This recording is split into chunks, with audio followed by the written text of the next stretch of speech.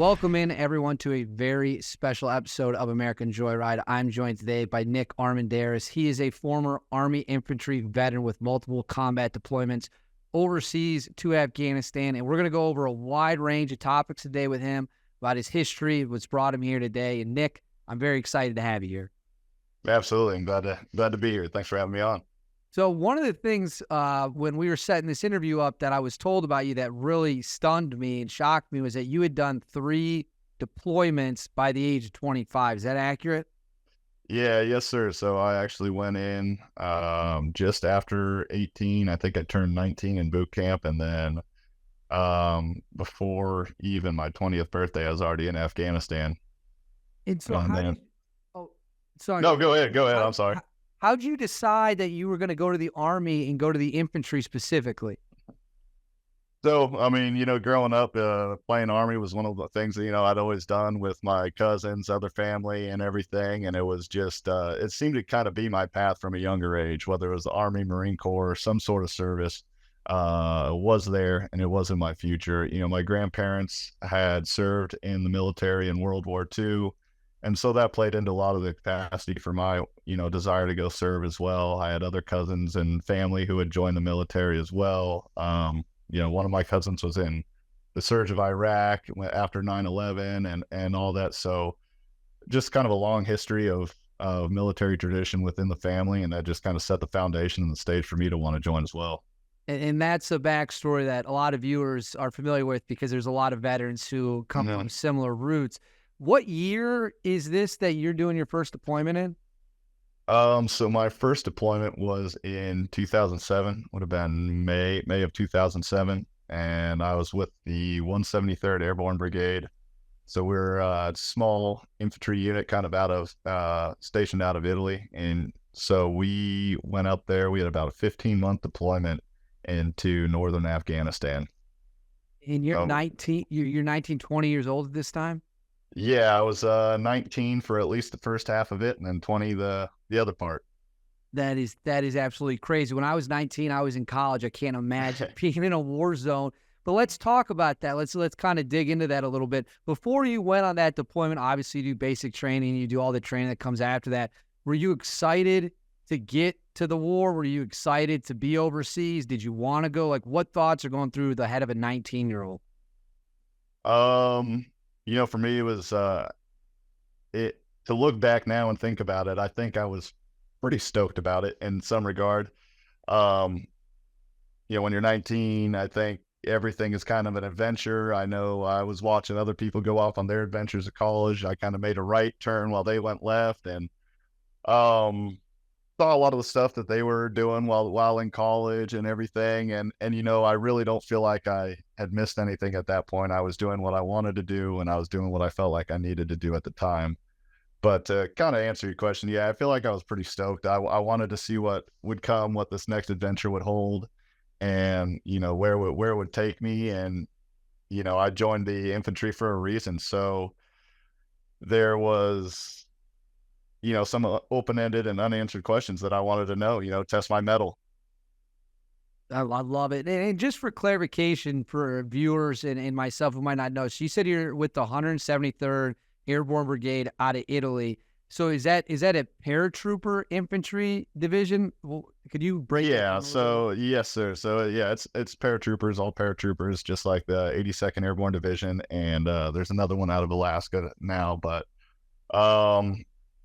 anybody that's watched Band of Brothers should be familiar with what paratroopers are and what we do. And so, yeah, it's just another level above kind of, I wouldn't say as far as like elite, but we do train differently. We train harder. We train, for a lot of different missions and objectives. And so it's definitely a different mindset, different unit, and different tier. How long did it take from the time you arrived in Afghanistan, if you remember, to the first time you were outside the wire, in combat, or anything of that nature? So when we first got to Afghanistan, that first deployment, like I said, we were up in the mountains. So we were at a pretty serious elevation. I can't really remember off the top of my head, but it was, 9, 10, 11,000 feet, something like that on the side of the mountains that are part of the Hindu Kush that goes into, where you've got K2, Everest, and a lot of the world's tallest peaks. So we were in the foothills of that, and it took some acclimating. We got dropped off on a helicopter, met up with the unit that we were replacing, and our first time kind of going out the wire was up this little hill, going to where our range was to zero in our rifles and make sure everything was solid. And I remember going up this little 50, 100-yard hill, and I was so smoked and just so out of breath by the time we got to this little hill that I just couldn't even imagine how we were going to walk around this place for the next 15 months, let alone up and down hills all day. But that being said, I mean, the body's a pretty powerful thing. We adapted and we got used to that elevation, and we were able to do pretty well going up and down. It became kind of a game. And now you've really piqued my interest. So is it it must be freezing. Yeah, for sure. So in the winters, for sure, coming from Southern California and the beaches and everything, that was the first time I'd ever experienced single digit weather outside of having my snowboard, being in the mountains up in Mammoth or, Tahoe. And it was a whole different animal. It was something new to get used to, and being out overnight in the cold like that, being up in the mornings, walking around and just living in that kind of cold was a whole new experience. So in 07, what is your unit's objective? Like, what goals, where's the Taliban at in relation to you? Are you just holding the territory? Are you running a lot of patrols? What's the overall objective for your crew specifically? So at that time, where we were on the border between Afghanistan and Pakistan, we were there to basically eliminate freedom of movement within our whole company's battle space. That means, whether it's setting and placing in ambushes, constant patrols to eliminate that freedom of movement because we're always out and they have no way to gain a foothold in the area. It was, reaching out to the local population, winning hearts and minds that way, helping with local reforms, school reforms, building schools and building projects, and basically trying to stabilize that region, as well as preventing that enemy freedom of movement so it doesn't come in and there becomes a vacuum again. So there was a lot. It was pretty high op tempo. We were in, day out, and it was a pretty heavy area. So anybody that's familiar with the 173rd at that time, there's a few books that have come out about it with for Korengal and some of the other battles that were fought there. And so it was a rough time. It was definitely a paradigm shift in the war up there as well, with the surge and all that. So it was pretty kinetic area, pretty crazy area. Like I said, mountains everywhere, and the terrain, the people, and everything just made it somewhat of a rough time. So, and that's kind of what I want to get into a little bit here. Before you went, in your mind, again, you're only 19 years old, 19-year-old young man, full of adrenaline, obviously. Did you ever question whether or not you'd be able to pull the trigger when the time came, or did you know, if I have to pull the trigger, it's not going to be an issue whatsoever? I think I knew. Well, I think when it comes to that time, it's not necessarily something I ever really thought of. It just was one of those things that if it happens, it happens, and I'll hopefully react accordingly. Because before that, I hadn't been tested in war, in battle, in a gunfight, or anything like that. So it was just kind of one of those things that you keep in the back of your mind and hope that you react right, in a sense, because you see all the movies, you see other people, you hear stories of other people that maybe, freeze up, get gun shy or anything like that. And you just hope that maybe that's not you. And if it is, that you can kind of ride out that hump and get it in order. But I will say one good thing about the military is that, when it comes to training, we train hard, and whether that's tired, sick, injured, broke down, we really train to the point where it truly is muscle memory. So going into some of these contacts, some of these ticks and everything, it is almost like an out of body experience, and you kind of come back to afterwards like, whoa, what just happened? I blacked out, So it was, but you're there, but it's almost on autopilot to a degree. Do you remember like the first time you found yourself in a situation where bullets were flying and like, this is not the real deal? Like, this isn't training. Those guys want to kill us. We're shooting at them. Do you remember the first time the stakes were that high?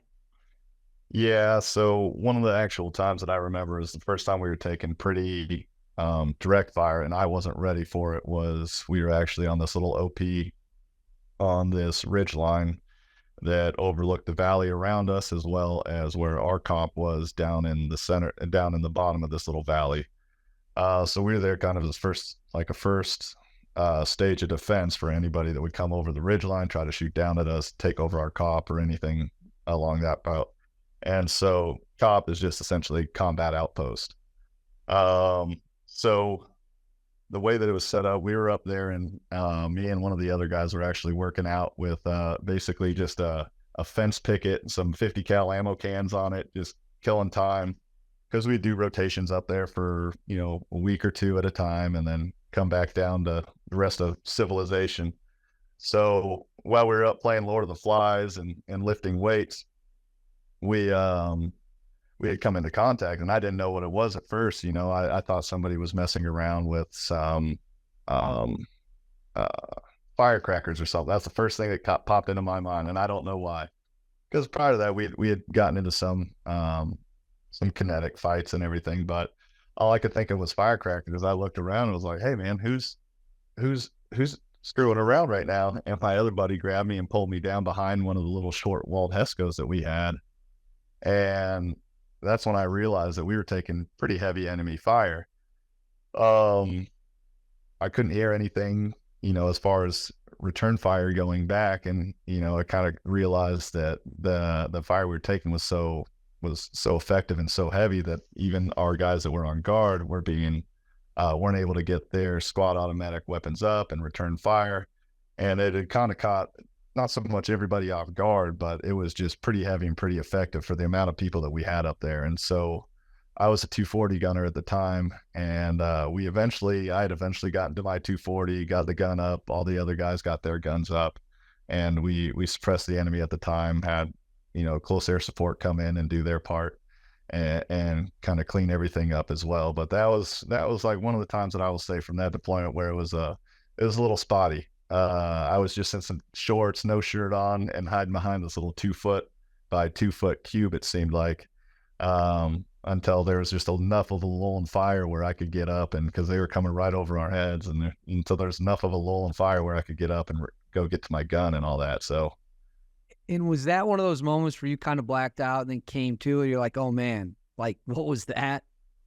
um, yes and no. I mean, as far as like the entirety of the events go, you know, the fog of war is a weird thing. It is a real thing, you know, and I think it's just a matter of adrenaline and everything else going on that, you know, it's such a state of disarray to some regard. And um, but I do remember looking at my 240 and saying I need to get to that. And once there was just enough of a lull and fire, I remember getting to it, pulling it down off the roof, and then just laying fire back with everybody else. And it seemed to help out. So that's one of the ones that I do kind of more remember more closely. But the rest of them, it was a lot of pop shots here, a lot of pop shots there, us returning fire, them returning fire.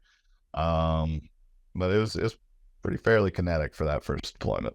When you call an air support in a situation like that, do you guys have like Air Force JTACs or something embedded with you, or is that on you guys on your own to get on the radio and call in helicopters or whatever it might be?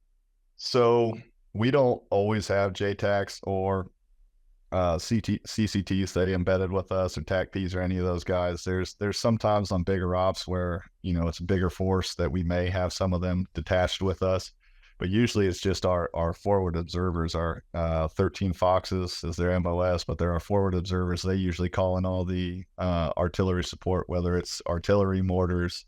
A lot of times they'll be on station to call for the birds as well, but usually that goes back and forth between a couple other people as well. But yeah, we generally have people on the ground with us that can maintain and talk to those guys in the air. So you just said a few moments ago that when we were talking about like training hard, you know, it's kind of in the back of your mind when it comes to pulling the trigger. What was different from your expectations when you got there of what war is going to be, and now you've been through it? Maybe you're coming home, you have time to think about it. What was a big difference between reality and what you thought it was going to be? I'm trying to think. When we got home, it was I think there were feelings of just overall joy to be back. I mean, we were gone for 15 months. It was a long time. Um, and then so just feelings of overall joy, but then we would watch some of the other buses come in who had taken some pretty heavy hits while towards the end of the deployment. I think it was our chosen company, and they had lost a good amount of guys from their company and platoons. And so when that bus came and they started downloading, there was far less of them than there should have been in it. So as happy as it was also a very surreal and sombering moment too, to realize like this is a real thing, and like there's a lot of mourning families at this point now. And so, just be happy that you're here, live for the moment, enjoy yourself, enjoy that you came back, hug your family. And it was just kind of maybe a deeper, I will say, if anything, in that 15 months, I grew up quite a bit, with as far as maybe not maturity wise, but as far as maybe a deeper, maybe somewhat more prophetic, outlook on life and just certain things, or as much as you can have for 20 years old. So That was actually going to be my follow-up question. yeah. It changed you. And one of the reasons the viewers and I kind of find that fascinating is I've interviewed a bunch of guys that were in Black Hawk Down, Mm-hmm. some in their very early 20s when it happened, and they all talk about how that fundamentally shifted who they were as people, some for the better, where they now felt a sense of motivation to kind of go up the ladder of what they're doing, and some Mm-hmm. for the worse, where they struggled with addiction, depression, and things like that. But they all say it changed them. And it sounds like you're kind of saying your first experience in combat had changes on you as well. So I guess, that's obviously a common trend across the military. Would you agree with that? Oh yeah, for sure. I don't see how it can't, in some fashion or form. And, like you say, some people, take it and blast off with it. Others struggle and they trip and they fall and they try to overcome some of these hurdles and obstacles because, however you choose to deal with, the stresses of combat and whenever, you want to call it, um, how you react with it internally is going to kind of base how, in your support network and what you've got going on with you at the time is kind of definitely going to set the tone for, the next few years too. And getting out of the military, that makes it a lot harder too, because you lose a huge part of your support network. You lose a huge part of those responsibilities where you did say, have a higher calling, when I gotten out. I think that's when I kind of had some of my biggest struggles was like, after getting out, because I no longer had that alarm going off in the morning that held me accountable to the people that I was training, to the people that I was supposed to keep alive. And so, you kind of have that, you hang up that uniform and it's gone, and now you've lost that support network, you've lost that tribe, you lost like kind of a sense of who you are. And so it's hard, it's a struggle, Let's touch on that, what you're talking about right there. So after your 3 deployments are done, how long after your final deployment were you separated from the military? So after my 3rd deployment, I actually came back a couple weeks early on my 3rd deployment. I think I got home in August and I was out of the military by November. So I got home, did all my out processing. By the time the rest of my guys got home, I was pretty much already out of the military and on my way out. So yeah, it was weird. I served with these guys for quite a while, had my squad and everything, and then got home, without them. And then they got home after me, and it was kind of basically we just kind of went our separate ways, into the different winds, and never really got to connect with them when they got back or anything. I was already out. My mind at the time too was like, yeah, getting out of the Army, like everybody, transitioning into a new job or what they think is, a grass is greener type situation and stuff. So, I was optimistic, I was hopeful about it and everything, but yeah, I think there was about about 4 or 5 months in between when I got back from no shit combat to being out of the military completely, and now being a stay-at-home dad. And what motivated you to want to leave? Like you just said, you were in no shit combat. I think from, my perception, seems like you were very good at your job. You did 3 deployments. You obviously knew what you were doing. You had people underneath you. Why did you choose to step away from that life to pursue something else?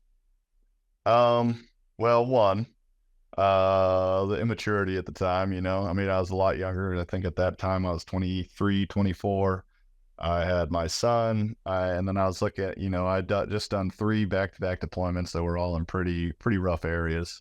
And so there's a couple different directions I wanted to go. I either wanted to pursue other endeavors in the military and in different communities, or I was going to get out and go do what I was already doing, but do it on a government contract and make, triple what I'm making to do it for these guys, or for the military. So, and at the time I didn't have the best support network going for myself too in home. And so I ended up, getting out against a lot of people's, suggestions. I ended up getting out, and then a lot of the things that I planned on doing down the road just never ended up coming to fruition. One of the, kicks in the nuts of getting out was just, I was dealing with shit that I didn't know I was dealing with, and ended up getting in some trouble. So everything that I had planned for had gone down the tubes, that quick, in a matter of literally probably a matter of 7 months of getting out of the military. So within the year, I was in war, came back, got out, had plans to go contract and do all these other things, and then shortly after that, it had all just washed away.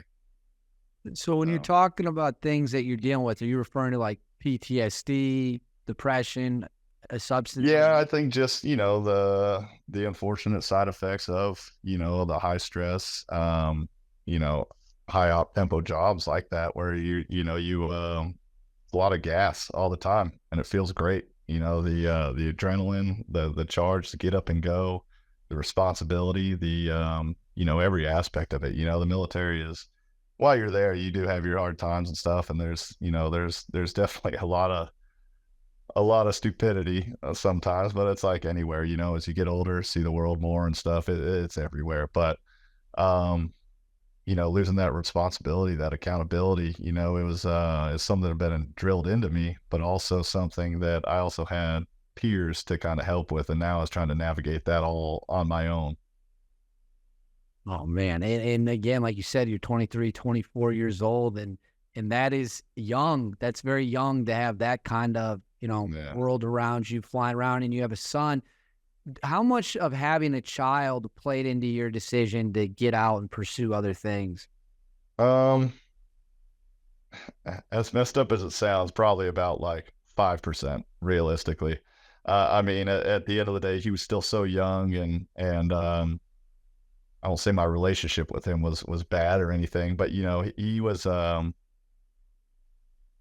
when he was born, I had gone on a training event for a couple months, came back, went on another training event, came back and deployed. So he was roughly 6 months old when I had deployed for my final time. And when I came back, he was 18 months. So, I had missed all the firsts, I had missed, everything. And so that's a lot of the reason why I became kind of a stay-at-home dad when I first got out too, is make some of that time up and spend it with him. But I also knew that, I've got to do, or at the time I was like, I got to do what I got to do to, bring in income, make sure he's good, and, just establish a framework and good footing to have this family life. And now when we're talking about the struggles and the problems you've had in this period of time shortly after leaving, what did you do to kind of turn things around to get where you felt you were back on a good path?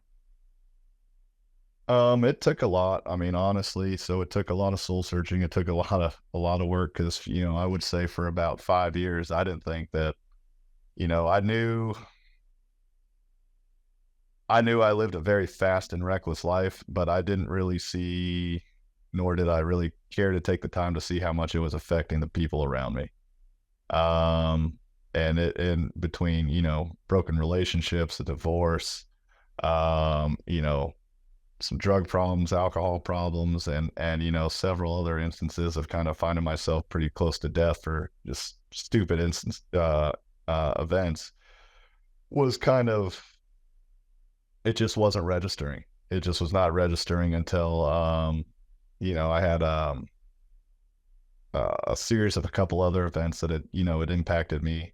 And I finally had a day where I was kind of like that. That's enough. This is it. I need to do better. I need to be better. I am pushing everybody away from me. I've lost, some pretty people, I've lost some people that I held very near and dear to my heart who just had, kind of completely walked away from me. Cause I was just, an animal at the time, Um, so not necessarily in a bad way, it was more self-destructive than outwardly destructive. I just kind of did my own things. I lived 130 miles an hour, whatever I could get to get that kind of dopamine, serotonin, and adrenaline boost, daily is what I would do. So, um, in addition to that, my son started getting older. I could see and I could tell that he was able to understand more of his surroundings, what was going on. And it wasn't until I spent a few days in jail that I really had a lot of time to think about a lot of that, and it resonated, and I felt like a terrible person. And so after that, I'd kind of gotten into a more healthy approach to just kind of doing things. If I was going to do anything, I was going to start there. With my health, something I knew I could work out. If I had cravings, if I felt like, burning the world down or was feeling a little froggy, I would just go to the gym. And so that's where I kind of lived for a while. I started picking up, getting back into martial arts again and getting into a few other things. But I kept my circle very small and I kept it to myself, and I just pretty much fixated on myself and my relationship with my son. So we got into rock climbing. I ended up getting into mountaineering, and spent some time up in Washington State doing that with some other local guides up there around Mount Baker, Mount Rainier, and doing a lot of ice travel, glacial travel, crevasses, and everything, and leading other groups of people up there. And I just really enjoyed doing that and helping people kind of overcome, some of those fears. And like I always tell them, life begins at the end of your comfort zone. So, using some of those things and where I'm, can kind of meet them and push them to that level of maybe adrenaline, that gas and stuff that, I at least crave to get more out of, who they are, maybe being timid to help them come out of their shell a little bit more. So, that was kind of like the turn of events that has led me to, kind of pave the way to, where I'm at now.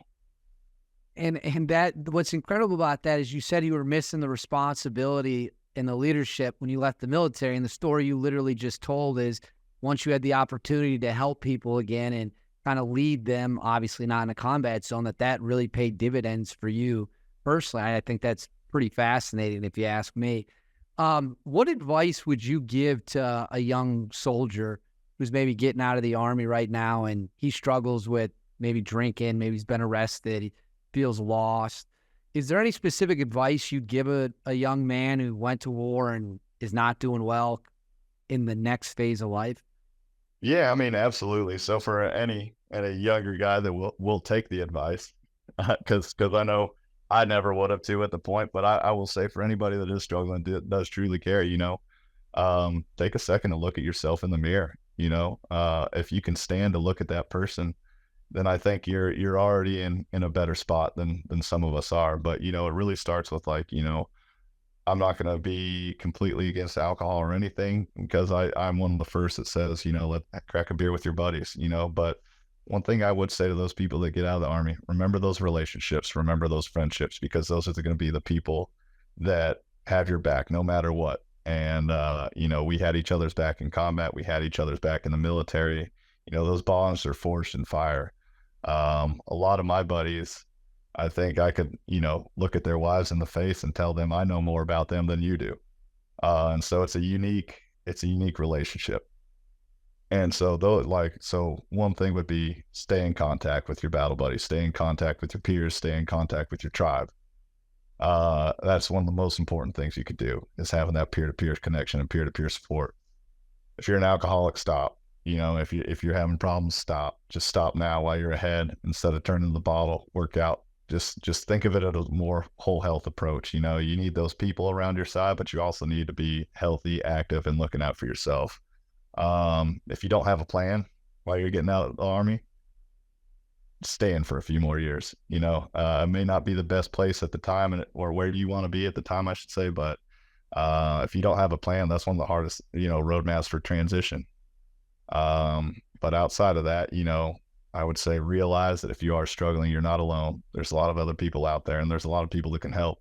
And so, and a lot of it is up to us to do our own, groundwork and figure out and set up a productive framework and foundation for us to go out there and achieve success. So I have two notes here, and I'm wondering if you could explain them to the audience, what the Independence Fund is and Operation Resiliency. mhm. Yeah, so the Independence Fund was started in 2007. We are a national veterans nonprofit, and we have a myriad of programs, from mobility and adaptive sports to a tactical program. We have caregiver and family programs for those that help, the catastrophically wounded, ill, and injured, those that are behind the scenes. And we also have Operation Resiliency, which is our suicide prevention program. We bring in combat units that suffered highly kinetic environment, or that were in highly kinetic environments overseas, and have since come back and suffered kind of through the epidemic of suicide amongst their ranks. So we'll take them in and charge their previous command leadership with kind of taking that role of leadership throughout the weekend, but we work with them as well and bring them in for about 4 days of respite and retreat style, where we put them through, group and team building exercises. But along with that, we have several hours of group therapy where they sit down with clinicians and help kind of unpack these bags and unpack this mess, and what a lot of the things that are on their mind, and reconnect with each other, and doing it in that peer-to-peer fashion. So, they can, it's a way of unpacking that baggage of not so much a similar thing, but it's very much a shared experience that they all had, where they all experienced it together, and they experienced that brotherhood, like I said before, that is forged in fire and combat, and nobody knows them like each other, and they're, their own brothers. So bring them in for a weekend like that, and, send them off and challenge them to be their brother's keeper. So we'll, make sure that they stay in contact. We reach out to them afterwards, make sure they're well connected. And if they need anything through, VA benefits, or need help navigating anything, we have a pretty great casework team that helps them navigate all that as well, and untangle those knots. That's great to hear. On the veteran suicide thing, that is something I don't think the average citizen kind of knows anything about. And, they hear the number. I believe the number they always stick to is 22 day on average, but maybe they don't know anything past that. Can you talk a little bit about why you think the number is so tragically high, and what the government, what the military, what they could be doing that maybe they're not, to bring that number down? Yeah, I think, well, say, to use myself for an example, I think when you transition out, there's a lot to be said for things, resources and availability of resources out there. However, the military, the government doesn't necessarily always do the best job at making a lot of those programs, resources, and everything known. And to their regard, I get it. There's a lot of people transitioning in, a lot of people transitioning out. It's hard to, put a check a block next to each person. But, that's one big thing that does play a key role in getting out, is those access to resources, knowing what your resources are, knowing, as you're going through transitional processes of getting out of the military and entering civilian life, it's a time capsule. It was for me. I was in at 18, out by 25. I had no real life experience other than what was in the military, I had my credit card, my cars and stuff like that. But like, other than that, the world exterior to the military was a brand new thing for me.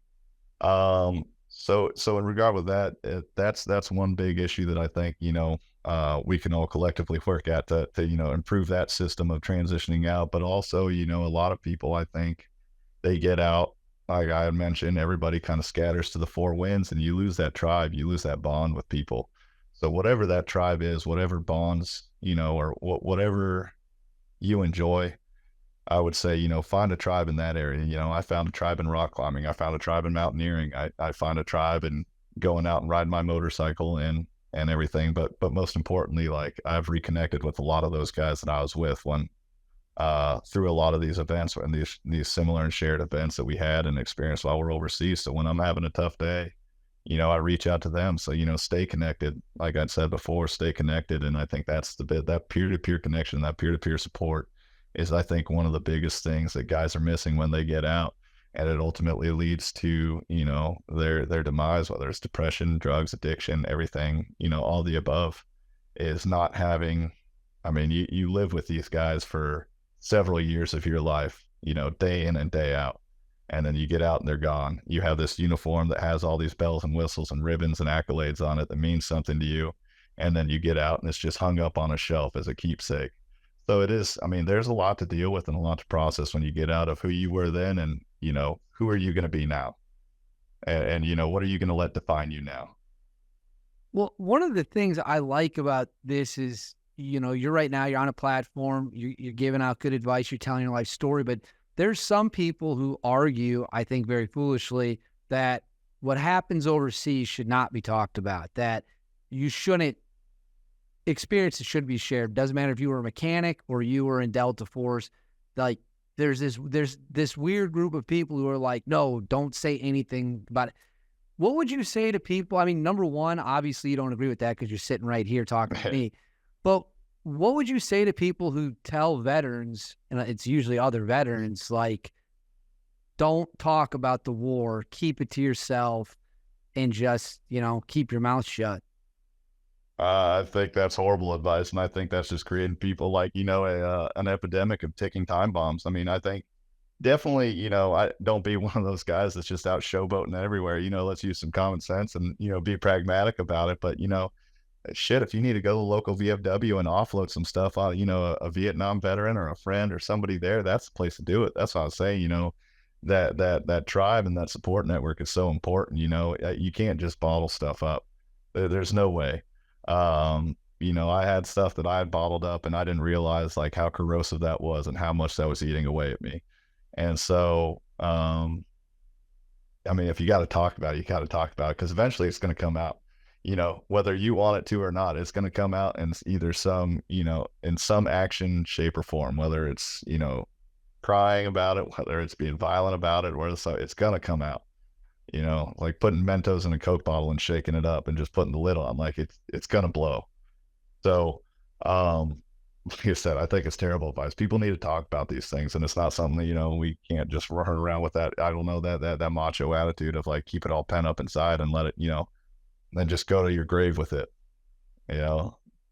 I agree. I agree with you 100%. I've never actually asked anyone that question who's agreed to come on the show, who's not said it's okay to talk about things. Now, some of the guys will have caveats of like, there's certain missions you shouldn't be talking about if they're not public knowledge, but I've never understood that. I wasn't in the military, but it like this code of silence of if you're suffering, keep it to yourself seems like a great way for people to get killed. And that's not an end anyone wants. Well, that's what I was saying. Like I said, if you hold it in, you're going to take it to your grave at some point. And we've all had friends and buddies that have done that probably needed somebody to talk to about it. But yeah, no, I totally get the operational security part of it and all that. But, there's a difference between that and saying, hey, man, I think this experience kind of fucked me up. Exactly. And that's where, we as brothers can sit there, and be like, hey, man, it's okay to not be okay. So I totally 100% agree, and I know that the people viewing this are going to agree too. I have just a few more questions left for you. I really appreciate you again coming on the show. One of the things that I always find fascinating is what was your mindset like over there when it came to dealing with the enemy? Was it just business? Like, we have a job to do. We're here. We're on this side. They're on that side. Or for you, was it personal once, you're there time and time again? There's been killing, there's been shootings, or was it always just business? Um, it's a hard one. I would say, in one way, it is kind of business because you're placing the mission first and the needs and the mission first, and whatever that is, there's a reason for it. But also, but it also evolves into something very personal as you go throughout the deployment, and especially if people are starting to drop to your left and right, it becomes very personal. And then and then each iteration that you go back, there's another level of like dehumanization and how you look at, these people, because I think maybe that's some sort of, mechanism within the mind and the human psyche, is that like you have to dehumanize people to be able to, do some of the things that we had to do, or do some of the things that you've got to do and move on, and, maybe just not think about it. Maybe it's a safe, kind of fallback for having to deal with it on the latter part, and that you just don't look at them as people. Do you have? Well, Oh, sorry. no. I was gonna say, well, these are the ones that you're, meant to lay the smack down on. So Yeah, the ones that are the yeah. shooting stars. Is there one Yeah. memory from your time overseas in the wars, your 3 deployments, that you look back and you just say to yourself, "I'm really proud of how I performed on that day," or "I'm really proud of how the team performed on that day"? Is there any memory that sticks out? Honestly, I mean, there's probably so many days like that, and I can,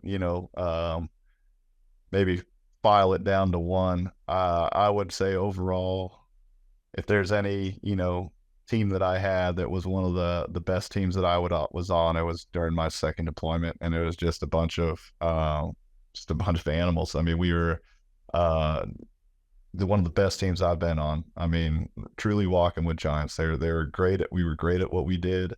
We were very professional, tactically proficient in everything that we did. We trained hard, we fought hard, and we loved each other, like a big family.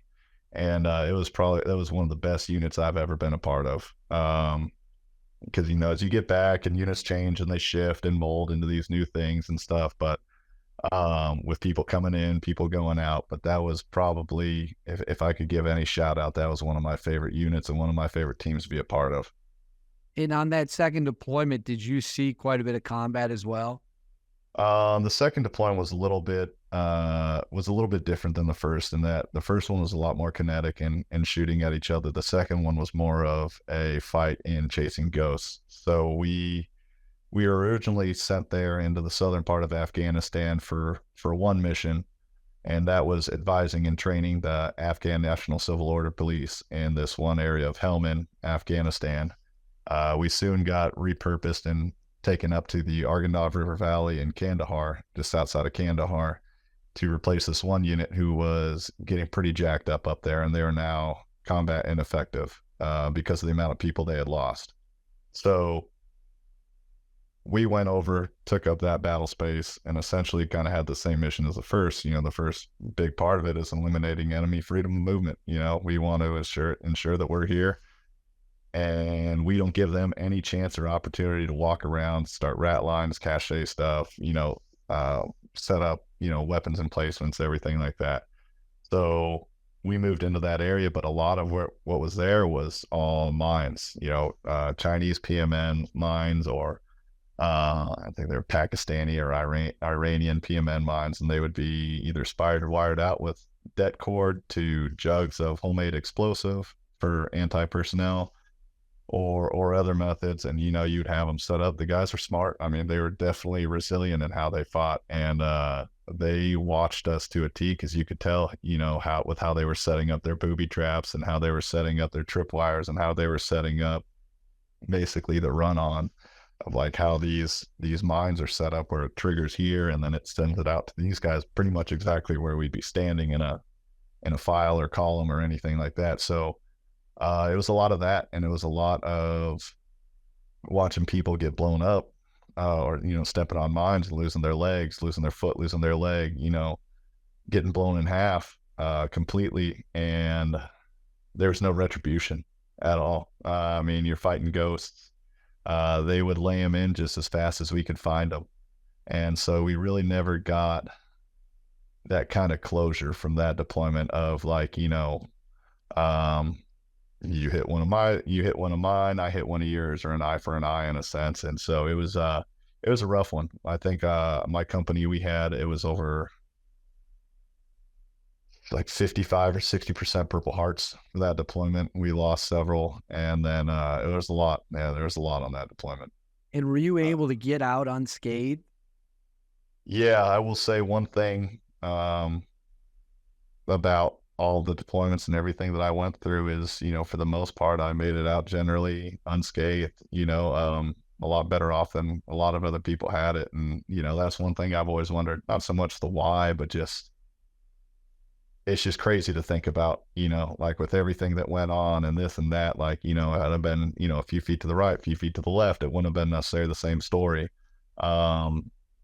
But just to come through back to back to back deployments that were, not necessarily the easiest places at all by any means. I mean, every deployment I was on, there's books about. So to come back from all those and be relatively like unscathed is, it's kind of a mind fuck in itself, to just think about. And I mean, I'm grateful, but I definitely put my guardian angel to work, or whoever's watching over. So, but yeah, no, it was that deployment that for being 12 months was one of the longest 12 months of my life. In a situation like that, what are your rules of engagement? Because it is, I think a lot of people know, the Taliban or who's ever run around Afghanistan is not wearing, it's not like World War II where you can see, oh, they're wearing a German uniform, they're wearing a Soviet uniform. So what does it take for you guys to have the green light to engage someone if they're not actually shooting at you yet? Well, essentially hostile activity or hostile intent, obviously if they're carrying around a weapon, that's something we'll confront them about. But, especially during that time with a little bit about the change in the rules of engagement at that time, which is different leadership, it became more of a counterinsurgency fight and a lot more hearts and minds and, win the locals. And, for every, every person that, every one person that we say like kill, they would say that, 3 more pop up. So, it was a much different fight, but yeah, it wasn't as kinetic that time. We had a few engagements, but for most part, we were on mine patrol for probably about 9 months. And then this is my last question. I've really enjoyed getting your perspective on things. As an Afghan vet who did 3 deployments, obviously the pullout of Afghanistan was a complete and utter disaster, aside from whether or not anyone thinks we should have left. But the pullout itself was humiliating, in my opinion. Mm-hmm. What are your thoughts as a Afghan vet on how everything went down? Yeah, for sure. I think we could have done a lot better. I mean, we have the capability to have done a lot better. I don't know what was going on at the time. I don't make those, those operational decisions. But looking at it, it's kind of one of those things. It's like we dropped the ball, 100%, and we dropped the ball. We could have done better. We should have done better, and we know that. So, regardless of what happened, how it happened, it's it's in the past at this point. But do better. Did you feel as an Afghan vet, was there any like, you just sat back and thought, I did 3 deployments over there and now we're running away with planes, we're all leaving. Was that hard for you? So I had a lot of buddies and there's a lot of different kind of schools of thought about it. And one thing, I've had a lot of buddies that, from both sides of like, everything we did there was kind of is a complete waste now. It was all for nothing. It was all for nothing. We lost people, we lost this, and it was all for nothing. And I can see that. I can very well identify with that too. But my kind of school of thought is on it is, how are we honoring those people if it was all for nothing? It's got to mean something. We did a lot of good while we were there. Like I was mentioning, we did a lot of schools. Like we helped build a lot of schools. We transformed a lot of lives. And it is my hope that those lives that we did touch, those lives that we did change while we were there trying to make an impact, are able to be, productive members of society now. Some of them may be here in the United States, some may be in other parts of the world, but I hope we gave, if we even gave one little girl or one little boy a chance to have a better life, then it's all worth it to me. We'll end it right there. That's a great way to end it.